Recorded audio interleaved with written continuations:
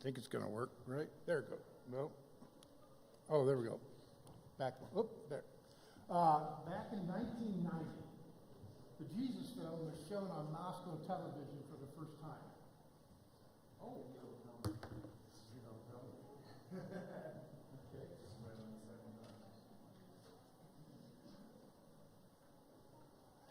Does that help? Okay. And we showed the Jesus film in Moscow television. And the Minister of Education watched it on television in Moscow.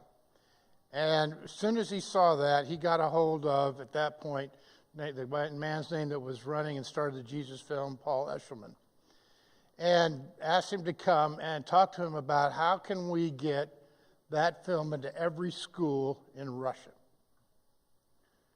And how do we get a curriculum to go with it? And as a result of that, there was a program started back in 1991 called the Commission Project. That Commission Project was a gathering of major mission organizations in the United States. It came together, and I became part of that. And as a result, we ended up developing a curriculum. In the 90s, we ended up spreading throughout former Soviet bloc countries, Eurasia, and in 2000s we branched into Latin America. This is the two main curriculums we started. It's called Morals and Ethics, Foundations to Life. And basically what it does, it takes moral principles based on a biblical foundation to teach in the public schools. And what we did is we started teaching teachers how to teach morals and ethics based on a biblical model. And as a result of that, that's how we got the gospel to the teachers and also to the students. We have a second set of curriculum, and you'll see it's in Spanish. It's not English because we have Spanish curriculum as well, called Dream Makers, Dream Breakers, and it's basically to help adolescents avoid destructive habits. That's just a quick overview of what that curriculum's about, and this is one that's being used mainly even today. And what's the main principle that we focus on? We focus on what we call the pyramid of learning. And you have the visible and you have the invisible. This affects the behavior of an individual. We are affected by our beliefs, our values, which affect our actions. Most of the time, we focus on the wrong thing. We focus on the actions of the individual, not the reasons behind what the individual does. And so what our curriculum and what our philosophy is with the educators is to help them see that the beliefs and values as the foundation to an individual's life is more important than just trying to correct action. So we attack the beliefs and values and we help them build the right foundation so you change the behavior, the individual. So that's a very quick overview of what we basically do, the very foundations, what we do. And of course, obviously the beliefs and values, we believe that understanding who God is and understanding who Jesus is and what he did on the cross for us is paramount to understanding the Christian worldview and the beliefs and values of an individual. And so that's what we're able to share with the teachers. We don't go to the classrooms, we go to the teachers, and we're building teacher movements. So we have two main thrusts. One is what we call our access events, where we have the broadest possible outreach to public school teachers and Christian teachers in some of the Christian schools that are in some of the countries. But we try to reach those teacher groups, what we call an access event. And then two, we have a discipleship and movement building with teachers groups in every country. The goal is for them to become the national leaders and to take over this project. I've been doing this since 1990. And I told them, look, I can't go forever. I'd like to, but life isn't that way. And so we are working very diligently at getting the nationals to take over the entire project in each country that we're in, that we're working in. So that's the main push that we're working on now, is to get this nationalized so that the teachers pick up the burden, pick up the vision to do it. And it is happening at an incredible rate. We are just absolutely amazed. We thank God for the opportunity and what we're seeing. So what I want to do is, get back here, share with you what an access event looks like, so you get kind of the big picture. And we'll show this video to you. This will show you what an access event looks like.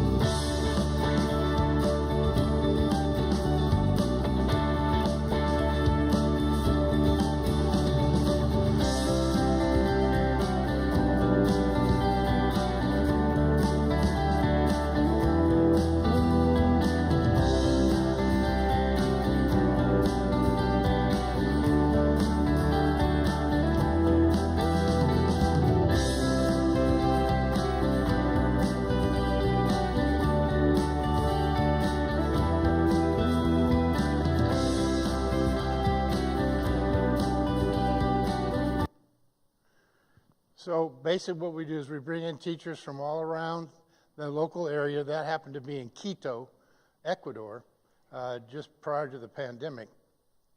And we expose them, number one, to the curriculum. We have elementary and secondary curriculum and administrative curriculum.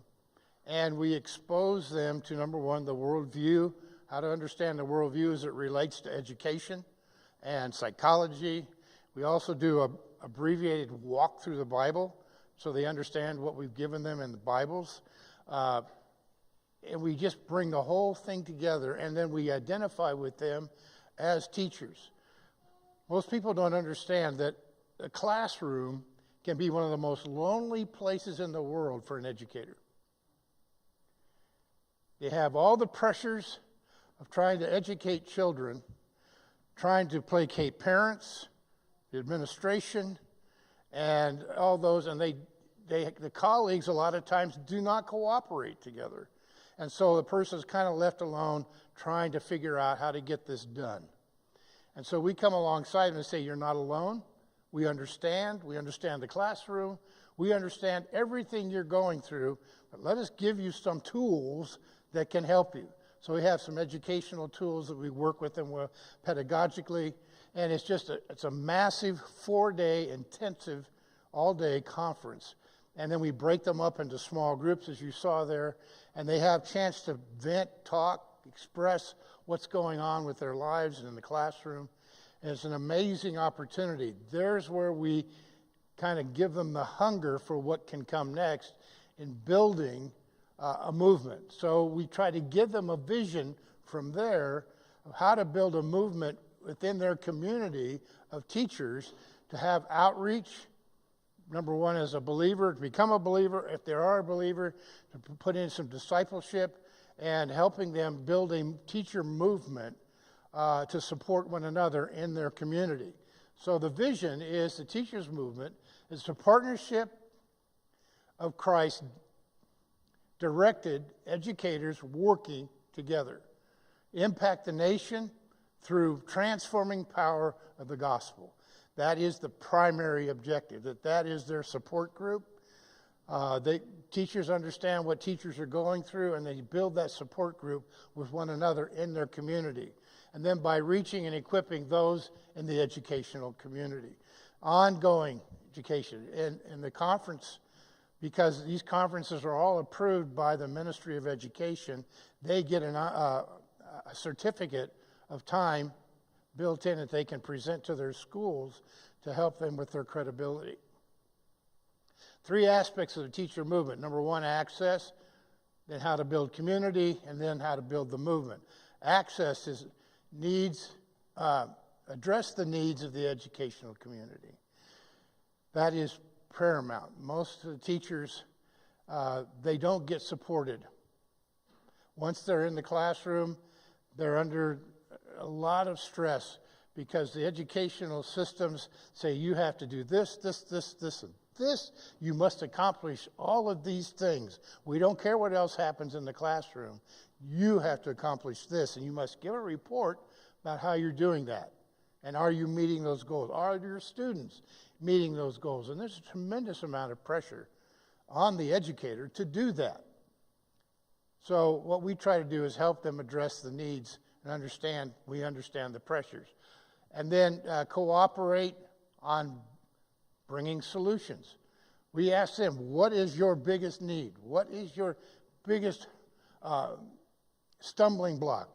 What are you dealing with in your classrooms? And it's pretty much the same around the world. I know we have our ideas about what's going on in the educational system in America, but I want to tell you something. It's the same everywhere. No matter where you go in the world, there are these pressures. There are these issues. They're dealing with the same things. So we try to identify with those and try to help bring some solutions or share things that we have learned. And then demonstrate commitment to serving the community. And then provide training and tools for those teachers. So we go in afterwards and we'll have small seminars to help them with a lot of the issues that they're dealing with, along with Bible study and discipleship. Building the communities, to build a community of educators centered on shared values and concerns and experiences. When they can get together and they can talk with each other without the fear of judgment. And that's what discipleship is. You know, when we have discipleship groups, even in church, we get together and we can share and pray for one another, and prayerfully and hopefully it's without judgment. Knowing that we need that support of one another. Knowing that we can come together and say, you know, I'm struggling with this. Can you pray with me? And so we build these teachers up in these prayer communities and discipleship communities. Engage dialogue, professional and spiritual issues. And then provide spiritual, professional, personal development for the educators. I do a lot of Zoom teaching and calls with teachers all over the world. And we have these groups that come together and we'll do a Zoom conference on a specific issue that the group is dealing with. So help us develop something that will help us with this issue. And so we do, and we have a team of guys and gals that we can do that on a periodic basis. And then provide opportunities for outreach and projects. So if the teachers want to come together and say, we need another access event, or we need this to happen in our community, we try to put something together that will help them just with that. For instance, in Machala, Ecuador, there's a university there. It's a pedagogical institute that teaches teachers for the country. And the university asked us to come in and say, will you teach 1 or 2 weeks a year in our classroom at the university and help students understand what the benefit of values and beliefs are for the classroom. And these are projected teachers. And so we've been doing that for the last couple of years. I'll be going back there again this next year. And the university wants this. This last year in Ecuador, they had their first ever symposium, they called Convocation for School Psychologists and Administrators. And this is for all the schools in Quito. And we got invited to come in and speak to the issues of faith and psychology and how they can work together. They had never heard anything like that. And so we're meeting with all these school psychologists and administrators, and we're sharing with them how faith works even with psychology. And we had 3 teachers come up, psychologists that came up to us towards the end of the conference and said, I have never heard anything like that. I didn't know that psychology and faith could even have anything to do with each other. And 3 of them became believers.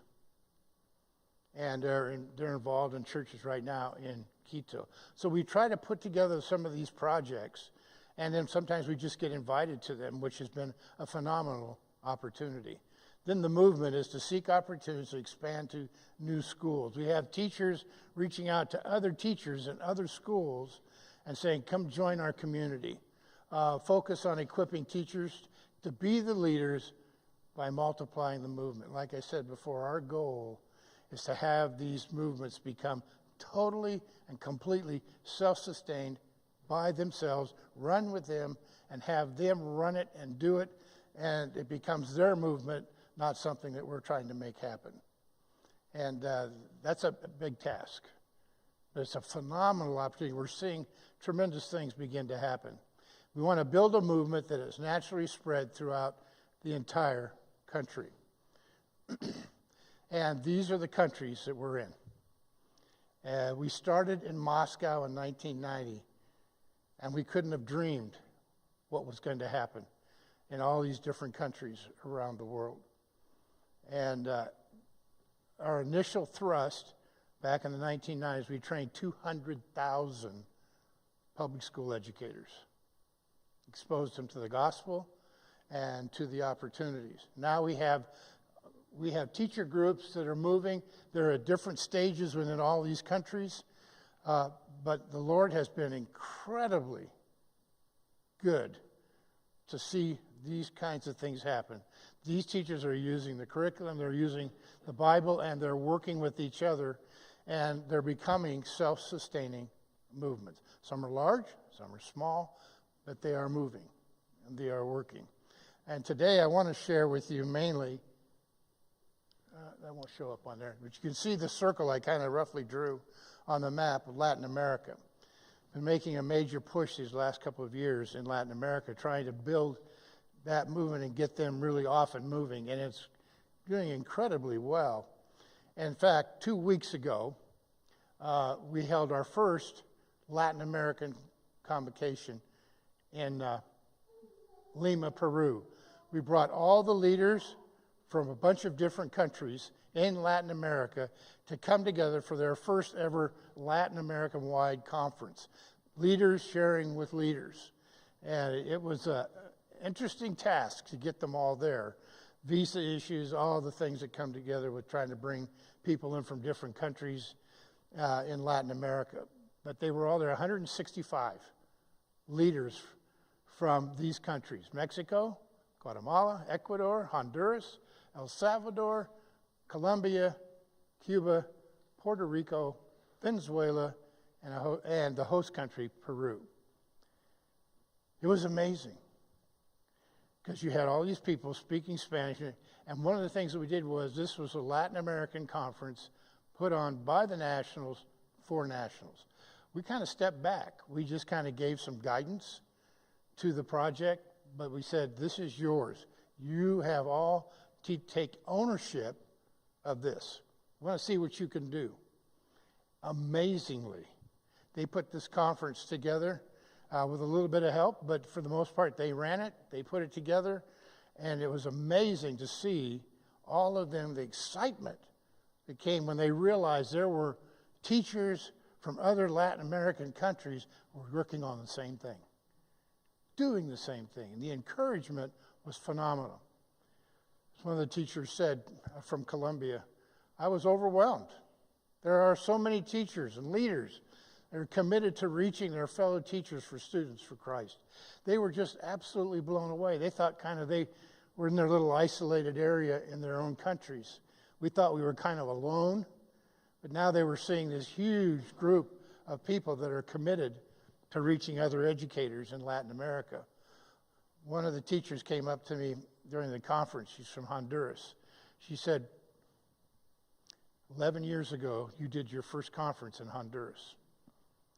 I was there, and I finally understood what it was to understand what it was to be a Christian, and I got the confirmation of my salvation while I was there. And now she's one of the leaders in Honduras.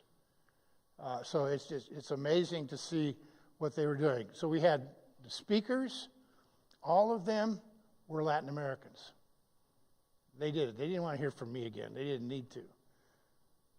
These were Latin Americans reaching out and encouraging one another in Latin America. So what did we do during the conference? I'm missing a slide. There it is. Every day, they had a prayer walk at 6:30 in the morning. They met as groups of two and three, and they would walk around the campus area that we had there where we were staying, and they would pray for one another, pray for each other's country, and pray for each other personally. And you knew it was time because at 5 a.m. they rang a cowbell up and down the halls of the complex. The Latin Americans, they're ringing this big, giant cowbell. There was no doubt of what time it was. And so then they would all get up, scramble, and go out and start the prayer walk at 6:30 every morning. Then we'd go to breakfast. And then there was a Bible study led by the nationals for all of them to study the Word in the morning right after breakfast. The cool thing was we were able to get our hands on a very unique Bible that we were able to give to each of them. And in the Bible, there was a code that you could scan, and it would open up an app on their phone or their computer, and it had all the Bible helps, maps, commentary, everything you would want on each section of the Scripture. And so we gave each one of them that to have as a study tool in their discipleship planning and moving ahead. And you can imagine the look on their face when they realized what that was. And they just said, we have never had anything quite like this. So we're doing everything to do to help give them the tools and the opportunity. And then again, there was a lot of interaction.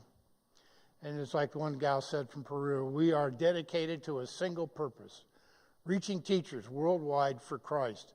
This is now our identity. And I thought, wow, how distinct can you put it?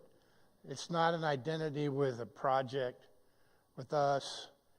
They understood the project was to reach the world for Christ. That's what we call multiplication. And that's our goal for the whole thing. And it's been our goal all along. But they had groups time, they had discussion times. It was an amazing thing to watch them. If I go back a couple right here, you'll see, right there at the top, you can see they all came dressed for one night to having a cultural night. They had brought costumes. They brought everything that was unique to them in their different countries. And we had an incredible Latin night. I'm thinking, well, this thing's never going to end. They went to almost 11:30. Sharing with each other their different specialties. They had candies, cakes, all kinds of stuff. And it was amazing how much they enjoyed just being able to share with one another their uniqueness, even in Latin America. One thing I want to share with you in particular is that we started in Guatemala in 2005. And one of the main couples that got us introduced to the Minister of Education is Aníbal and Sonia Duarte. And because of his hard work and labors over these years, this has become a self-sustaining movement already. We're really partners with them. And Gabriel and Annie Reyes are now kind of spearheading with the Aníbals, with the Duartes, the movement. And I want to share their testimony with you. They sent this to me of why they wanted to come to the leadership conference in Peru. I want to share with you what they're doing, because you're going to be amazed to hear what's going on with what they're doing in Guatemala.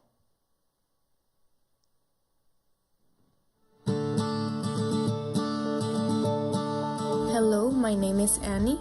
And mine is Bebraí Reyes. We both serve as pastors in a church in Amatitlan, Guatemala. Since 2024, we have been working with Sonia and Aníbal Duarte in the City Transformation Ministry. Our work has consisted of visiting schools in several departments of the country with the purpose of evangelizing children, parents, and teachers. We use the Jesus film and other materials through which in 2025 we have reached approximately 150,000 children. Thanks to God, over the 12 years of this ministry, we have been able to disciple approximately 20,000 teachers. Although we have some resources to provide training, conducting mass discipleship is challenging due to the large number of teachers we work with. That is why once a week we hold a Facebook Live session, reaching an average of about 5,000 teachers. As a ministry, we seek to be comprehensive in reaching more teachers. The reason we are at this conference is to seek your support in disciplining as many teachers as possible. Thank you and blessings. So you can see that some of the self-sustaining movements are already taking place at an incredible rate. And where we're going in 2026, this is tentatively where we plan on being. In Havana, Cuba, at first of the year. Then Alexandria, Egypt. Uganda, we have multiple cities that we're going to be visiting who want to start teacher movements. And then back in Machala, Ecuador.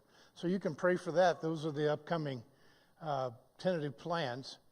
We make plans and God laughs, I think, sometimes. But we are moving forward, planning and expecting to be able to continue to build these teacher movements across the world. And I want to thank all of you again for being a part of it. You are a big part of reaching literally the world, particularly in our case, educators that are making a difference in their schools and in their communities. So thank you again, and God bless you.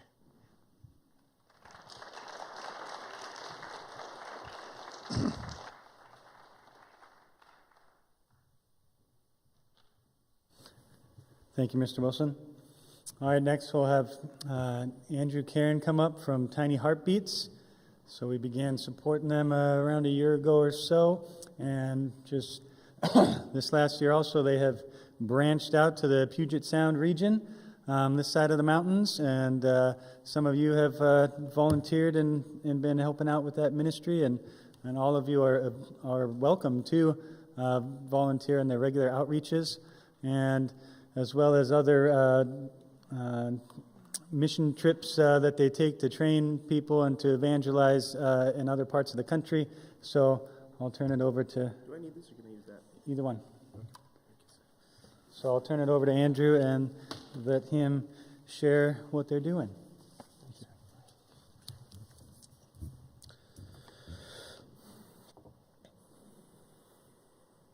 Lord, you are holy, holy, holy. Your thoughts higher than our thoughts. Your ways higher than our ways. And I pray that you would be glorified in my presentation this morning and in your Lord's day, Lord. And I ask that you would help me speak with an audience of one, knowing it is before you who I'm accountable for my thoughts, words, and deeds. We worship you, Lord. In Jesus' name, amen. I want to open up with a story. Hopefully it'll make you laugh. Hopefully it won't make you cry, but we'll see what happens. You never know these days. This is from a couple summer internships ago. We were on the pier next to Huntington Beach. So if you know where Ray Comfort does his evangelism, we're in Ray Comfort's stomping grounds, which for me was holy ground. And so I'm there doing evangelism and abortion ministry where Ray Comfort does his normal preaching. I'm just hoping that I'll see him that day. Unfortunately, I did not. But Lord willing, I'll get to meet him at least in heaven.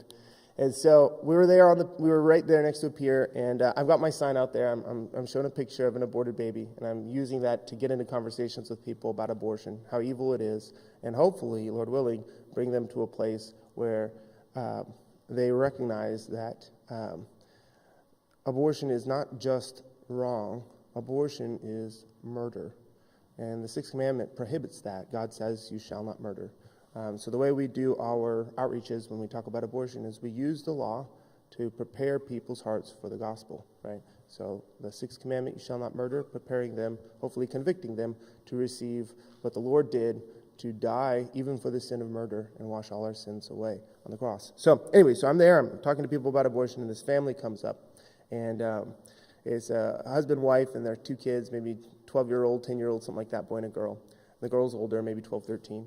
And the dad gets really angry immediately. He sees the sign. It's pretty graphic, totally understandable. He gets really mad. He looks at me and he says, you can't have an opinion. You're a man. Which is a little ironic, but in that moment, I remember I looked up and I asked God, may I? I felt like he gave me permission. So I looked him dead in the eye and I said, sir, how do you know I identify as a man? And he just stood there stunned. He had no idea what to do. But his young daughter, 12, 13, she has been trained to answer this question. And so she stepped up in front of her dad, crossed her arms and said, then what are your preferred pronouns? Without missing a beat, I said, Your Majesty and Your Highness. And then she was the one that was stunned. And her dad then quipped, well, then I'm a Jedi Knight. I'm like, okay. So they leave, right? And as they're walking down the pier, the little boy turns around and he's looking at me and he's grinning from ear to ear. And I call out to him, you know this is ridiculous. Anyway, so it's a pier, right? So they gotta come back. And so they go down the pier, they look at whatever they're looking at, and then they come back. And as they come back, I don't think I can ever forget this. The little girl, as she walks by me, she nods her head in deference and says, Your Majesty. And I looked at her father and said, may the force be with you, sir. So with that, we're at Tiny Heartbeat Ministries. Our mission is to glorify God by rescuing babies from abortion and winning souls for Jesus Christ. That's our team. We're split between Idaho and Renton, or Idaho and Seattle, for those who live in Idaho. And if you could, actually, I think I can. There we go. We're going to hopefully let you see a glimpse of what we do. In the youth room, there's the Sanctity of Human Life Museum, which I'll share a little bit more. But hopefully that will give you some exposure to what this looks like. And so you'll see potentially some of our Unlock the Truth brochures. This is what we give to the college students. When they open that brochure up, they're unlocking the truth about the 62 million missing.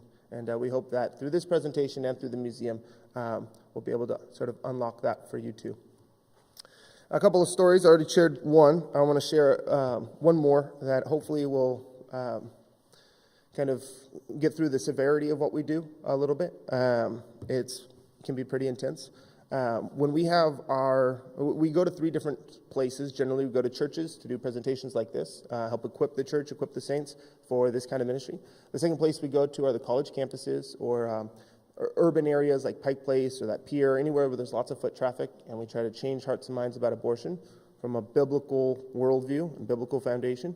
And then the third place we go, and the hardest place to go, is the abortion clinics, where it's really happening. And we stand outside the abortion clinics on the public sidewalk, and we intercept the moms and dads as they head inside, and we try to convince them not to go through with killing their baby, but instead coming with us to the pregnancy center, getting that free ultrasound, landmarking their decision to life, getting plugged into a church, and ultimately giving their lives to Jesus. And so that's our goal outside the abortion clinic. That's a lot to try to do in that 10 seconds between them getting out of the car and entering the abortion clinic door. So we've got a whole thing that's been scripted out to try to grab their attention and bring them over, and then begin our active listening skills, is what we call it, and hopefully cut to the heart of the matter. So those are the normal places, but one of the things that has begun to happen is we get our sidewalk counseling conversations, the conversations we normally have outside the abortion clinic. Sometimes we have those over the phone. And so in this case, what happened, there was somebody who was in a church presentation just like this one, and they had heard about our ministry through that, didn't really know anybody, but they had seen us, and then their stepdaughter told them that they were going to have an abortion like a month later, and they had no idea what to do. And so I didn't use the same names for privacy reasons, but what ended up happening was the father of this young lady who's planning to get the abortion, he gives us a call, and he says, my daughter just told me that she's planning to get an abortion, and I have no idea what to do. We don't have, what had happened was he had recently converted only a few years ago, basically, and he had abandoned his daughter and just a whole mess. So he didn't have a lot of relationship points with her, but for some reason, she decided to come and tell him that she was planning to have an abortion. And so he didn't know what to do. He didn't know how to emotionally regulate that, how to counsel her, other than don't do it. And so he called us asking for help. And so something, if you volunteer with us and get to know us, one of the things that God has opened the door for us to use as a resource is hostage negotiators. We work alongside them. They negotiate people who are born, try to save their lives, but they've been willing to train us, and some of them volunteer with us to try to save the lives of the unborn, also from someone who has violent intentions. And so in this case, one of the sidewalk counselors, the primary counselor, was one of our negotiators, and so he's talking with his dad and trying to sort of help him calm down and process and put out a strategy. And we find out as the days go past and her abortion appointment gets closer that she has triplets. And one of the triplets is ectopic. So one of the triplets is dying, and there's nothing that can be done. But the other two are in the womb safely, and they have faint heartbeats, but they're alive, and they are so far doing so good. So far so good. And as we're peeling back the layers of the onion with this woman through her dad, trying to identify what is the reason that she wants to get this abortion, right? Why it is driving her. Even before she found out about the ectopic aspect of her pregnancy, what is making her going, I need to get the abortion today? And what we find out is she's gotten her first real job about 2 years ago, and she is really trying to get a promotion. And if she has a baby, let alone triplets or twins, she's not going to be able to get that promotion. She's not a Christian. And so the dad is, as we're counseling him, trying to peel back those layers to try to get to the heart of the issue, which is ultimately what we have in our culture, not just through feminism, although that's a big aspect of it, but just in general, our humanist society, is we've said that life revolves around us, including our kids. And you hear this when it's like, wait to get married, wait once you get married to have kids, and, delay that forever and only have two, a boy and a girl, and everything is about me, that whole worldview. And so this baby's going to get in the way of my promotion, or these babies are going to get in the way of my promotion, instead of what God calls us to do, particularly as parents, which is to lay down our lives for our children. We then lay down our children's lives for our own desires. And that's what she did. We did our best, and she went through with it, and she killed all three.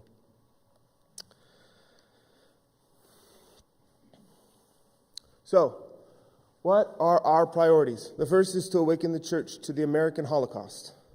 We believe over 60 million babies have been aborted in this country since 1973. We believe that brings it to the level of, in 1940, with Weimar Germany, with Buchenwald and Auschwitz, that we live in our own Holocaust. Over 10 times the amount of babies have been killed as there were people who died in the Holocaust, Jews that were slaughtered. And so when I look back, this is how God made me aware to this issue, is when I look back on the Christians in Germany that sort of lived and let live and didn't interfere with what was going on, I see myself. And as a college student, when I was wrestling about this issue with the Lord, I was like, God, I can't really believe that abortion is murder, that abortion is wrong, because if I do, the logical conclusion is I live in my own Holocaust. And the logical conclusion of that is my life needs to change, because currently my life doesn't reflect that kind of reality. It doesn't reflect what I hope I would live like if I lived in Germany during their Holocaust. And I really felt like God was impressing into my heart that the way I live now is the extent of the way I would have lived then. And so that's what we're hoping to do with with believers is that God has put us in this country, in our community, in our generation to make a difference for Him. And so Awaken the Church, things like bringing the museum to the church and inviting you guys to go through that. The Crucible Conference that we just did this last weekend, and Lord willing, we'll get to do again. The mission trips that we invite Christians to go through with us. All of that is designed to have people sort of get red-pilled, if you've seen The Matrix. It's to get them to wake up and go, I live in the American Holocaust. Over 1 million babies die on a regular basis each year in America. That should change something about the way I live my life. The second major priority is to multiply laborers. Like the missionary right before me was talking about multiplication rather than addition. Right? We want to multiply instead of simply add. And we do that through our summer internship. We also do that through our satellite teams. We have a team at the Tacoma Abortion Clinic, a team at the Renton Abortion Clinic. We have a team at the Pullman Planned Parenthood over at the Idaho team. And we have a team at the Federal Way College Campus Highline.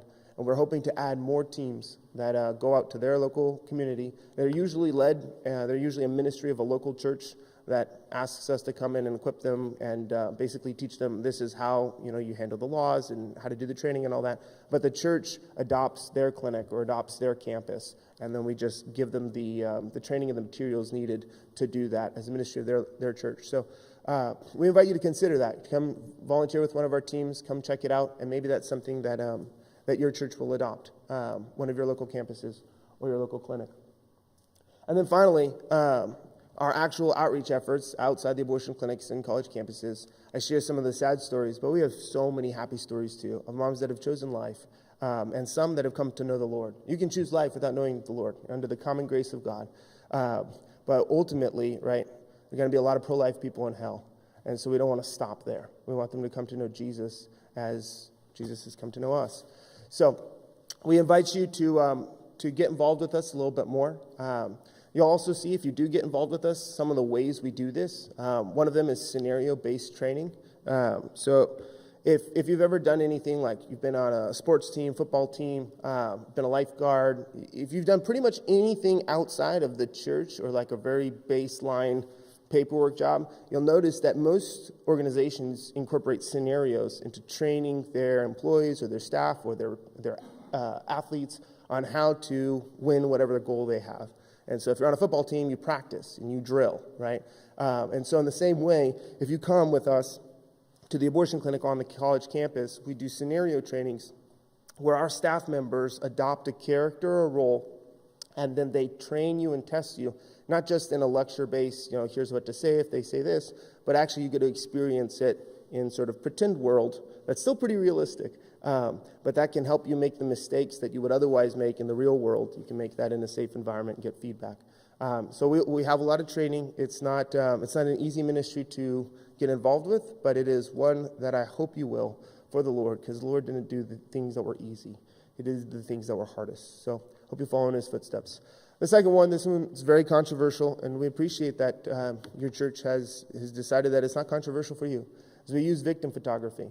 This is not controversial for pretty much any other issue in all of human history, right? When we think about the Holocaust, they show victim photography in our history textbooks to teach us never again, right? When we think of the slave trade, again, victim photography is shown to show us never again, right? And so when we think about that, even like George Floyd, the movements we might not particularly agree with, right? That video, that graphic video is what catalyzed our country, that wave that moved through our country was because of seeing instead of just hearing about it. And so we use those images of what babies look like after they're aborted to prick at people's consciences, because that's the baby's only baby picture. It gives them their voice back. And then finally, crisis communication, the art of negotiation that we've worked alongside the negotiators to develop. There's a lot to it, but we'd love to teach you how. And it's applicable not only in crisis environments, but just in general. Yeah, I shouldn't skip this. Ultimately, though, unless the Lord builds the house, the laborers build it in vain. And so whether you can come in person or you can simply send us your prayers, we have a lot of opposition. A lot of people don't like us very much, as you could imagine. With the assassination of Charlie Kirk, I hope that's kind of already in your mind, that when we go to their turf, that makes them angry, right? They would much prefer we stay in our churches, stay in our four walls, and keep our beliefs to ourselves, rather than endangering their worldview by going to where they are. And so please pray for us, and ultimately, it's the Lord that sustains us, or he chooses not to. And so by your prayers, may he continue. As some of you may know, we just launched the Seattle branch this last October. So we have about 10 missionaries, and we were all in Idaho, and myself and a couple others decided to leave God's country in Idaho and move to your great communist state and start the Seattle branch. So there are, unfortunately, there are 18 abortion centers within about an hour and a half of where we sit, from Tacoma to Everett. It's about 18. And those are all the blue pins represented. The red pins are the sidewalk counseling teams outside of those clinics. So it gives you an idea of how outnumbered we are. If you plan to get an abortion, this is public, so I can say this. My pastor at Redeemer Church, I go to Redeemer Church, my family and I, and he had an abortion after he was saved. A couple years later, after he got saved, he and his wife had an abortion. And one of the things he's told me is I often wonder what it would have been like for me and my wife if when we came to the abortion clinic, you guys would have been there. And so I hope that you hear that and you can send us or you can go yourself so we get more red pins next to these blue pins.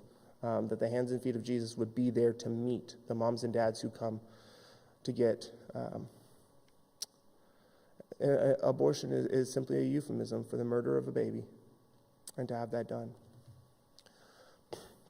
Finally, or not finally, got a little bit more, but also we have our mission trips. These you'll see on our table, you'll see these newsletters. These are a bunch of different stories from different mission trips that we have, and then an advertisement for one that we've got coming up in the spring. It's open for everyone, ages 15 to 72. Actually, you could be beyond 72. That's our record holder right now, is 72.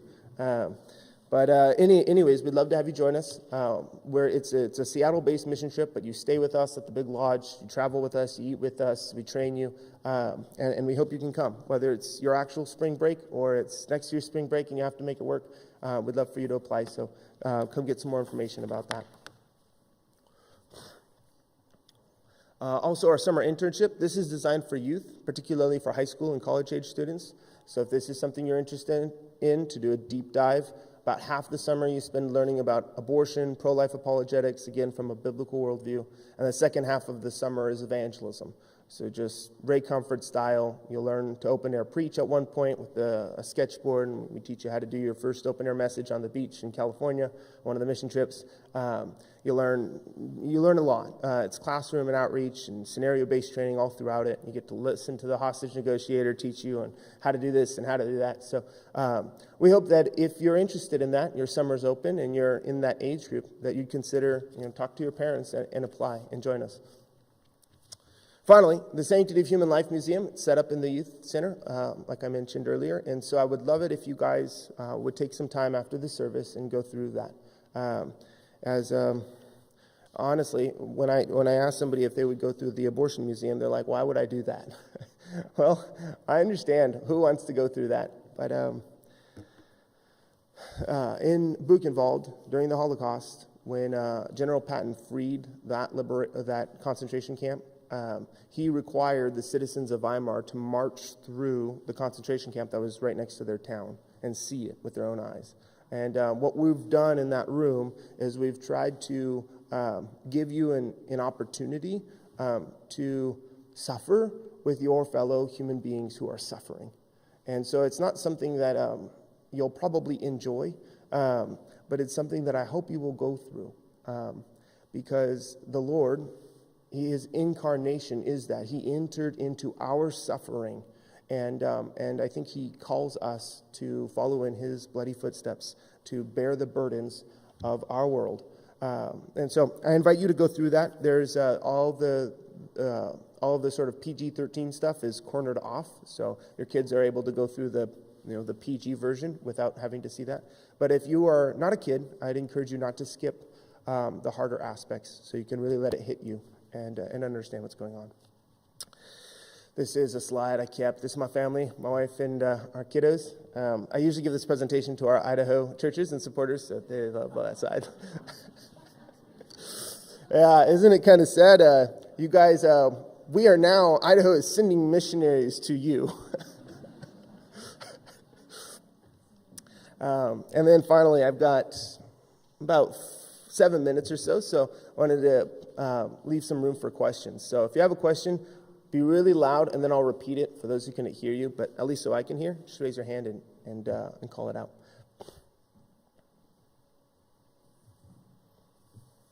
Who's going to be the first? The first person's always got to be the bravest. Break the glass ceiling. So you use a lot of photography from the abortions. Where do you get the photography? Good question. Where do we get the photography? It comes from different websites, different people, but the general sort of easy answer is, particularly back in the 80s and 90s, the abortion clinics would put the babies into little shoe boxes. They'd put them in bags and then in shoe boxes, and they would just throw them in the dumpster. And so the pro-lifers that would sidewalk counsel would go in at night and go dumpster diving. They would retrieve those shoe boxes and then take out the babies and take pictures of them and then give them burials. So that's where a lot of the photos come from. Mm-hmm.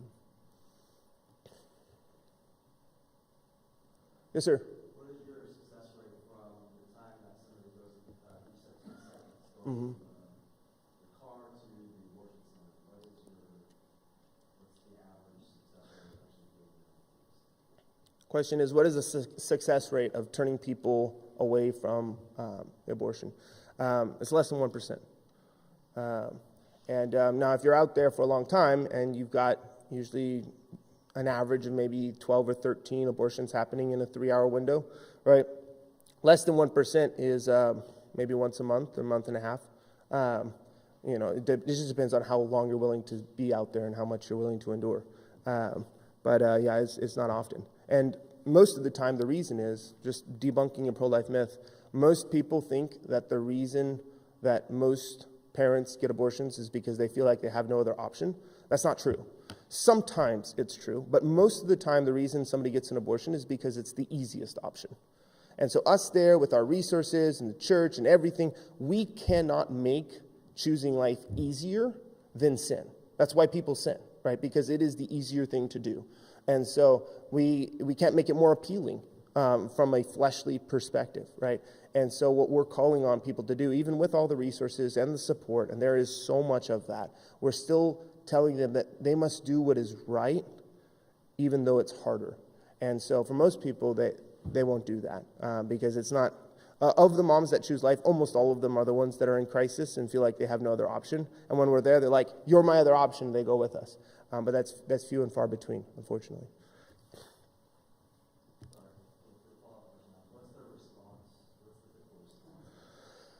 Cody's laughing. It's split between just ignore us and get very hostile. We have some parents who will dance on the graves of their babies, who will sing. And sometimes we have folks who just yell, swear, get angry, and they're not really angry at us. They're angry at the conscience that is speaking out against them. So it depends. But the campuses are a lot nicer, which is kind of funny because they're not very nice, but it's still more theoretical than it is, I'm doing this. The facade comes off out at the abortion clinic, right? But there we have people who change their minds about abortion just completely. We have people who've gotten to come to know the Lord. And then we have people who ask questions, sort of that seeker. And then we have the people who yell, scream, protest, do stuff. So, yes, sir.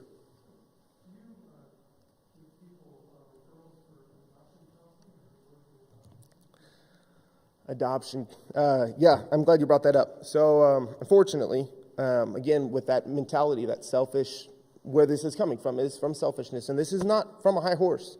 God saved me from a selfish monster that I once was, right? And still sometimes am. And so this is not a judgmental, like, we're better than them. We are not better than them. We are them. And it's just after Christ instead of before. But that does not mean that it's not selfishness. And so what happens when I ask, have you considered adoption? The answer is always no. I'm sorry. The answer is yes, I have, but no, I won't do it. because I'd much rather get rid of it than let somebody else raise my baby. 100%. We've never, in the years that we've been doing this, we've never had anyone choose adoption. Raising the baby yourself is easier than giving your baby a family that isn't you, emotionally for the mom. And so whenever we bring that up, it's an immediate turnoff. I could never do that. I'd much rather get rid of it. But there is a way that we can frame it, and we'll teach you how. And so there's a situation you can bring it up, and a way you can bring it up that will mitigate that. It's a little bit complicated, but there's a way that can be done well.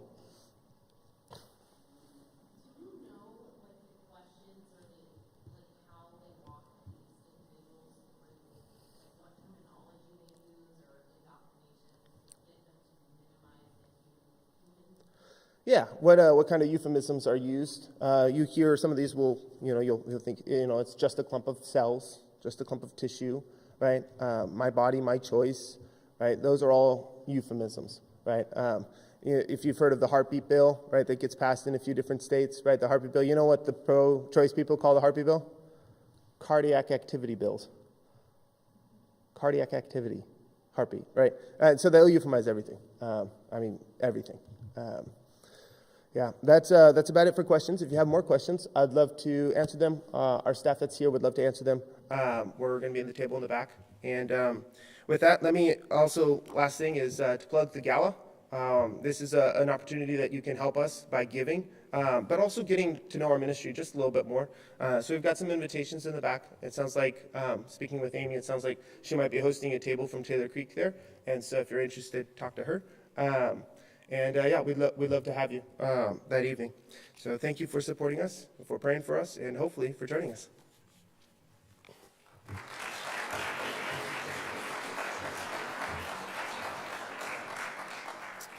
All right, thank you, Andrew.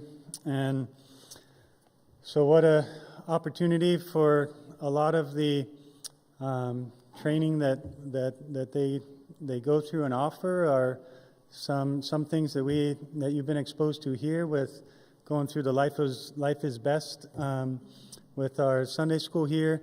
And if you remember, we got some of those little cards out back that give some of those tactics for how we defend these views and how we talk about these things. And we also went through the Greg Kokel's tactics in the small groups, and it's all these same type of skills that they're doing when they try and engage people to defend these things. And as we seek to use those just with our neighbors and the workplace and wherever that an opportunity to come by people who are doing it is to go and volunteer at the clinics or when they go out to the college campuses to use those skills that maybe you've learned here but haven't got an opportunity to try and use them.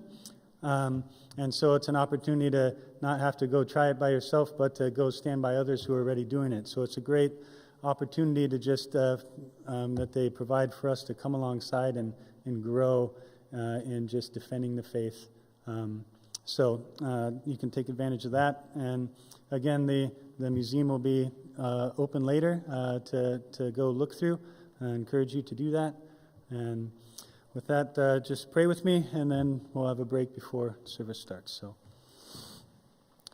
dear God, our Heavenly Father, we thank you for this morning to see in the various forms where your gospel is being shared both around the world and here in our own neighborhood and some of the hardest places. Lord, we are encouraged by these realities that are happening, but yet, Lord, at the same time, we see that it is such a small window where these are being shared, and there's so much more to be done. And would you just challenge each of us in our hearts and how you would have us to step up to be just more bold and declaring your truth to those around us in whatever form that may take.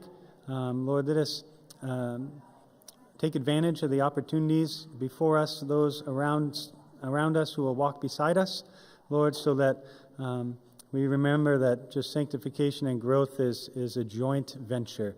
Lord, that it's not solo Lone Ranger Christianity, but there's plenty around us who will come alongside us and we help each other to greater Christ-likeness. So, Lord, would you be pleased to do that work and grow us to be more like your Son. Amen.